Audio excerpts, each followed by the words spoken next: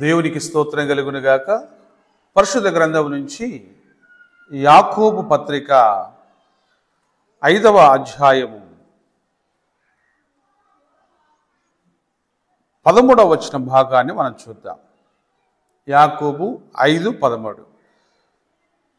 మీలో ఎవరికైనాను శ్రమ సంభవించినా అతడు ప్రార్థన చేయవలెను, ఎవరికైనాను సంతోషము కలిగిన అతడు కీర్తనలు పాడవలెను. ఓ విశ్వాసి, నీ ఆత్మీయ జీవితంలో శ్రమ సంభవించినప్పుడు నీవు నిరాశపడకుండా ప్రార్థన చేయి. నీవు నమ్మిన ప్రభువు నిన్ను శోధనలో నుంచి, శ్రమలో నుంచి గట్టెక్కించి నిన్ను ఆదుకోగలడు.